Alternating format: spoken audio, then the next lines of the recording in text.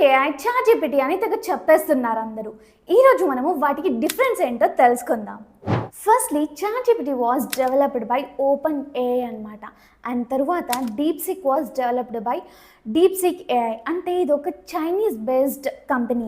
తర్వాత వచ్చేసరికి ఈ చాట్‌జీపీటీని మనకి బిల్డ్ చేయడానికి కొన్ని ఇయర్సే పట్టింది. కాకపోతే డీప్‌సీక్‌ని బిల్డ్ చేయడానికి, డెవలప్ చేయడానికి జస్ట్ 2 మంత్సే సరిపోయింది. అండ్ ఈ చాట్‌జీపీటీని డెవలప్ చేయడానికి నియర్లీ $100 మిలియన్ అనేవి ఖర్చు అయ్యాయి.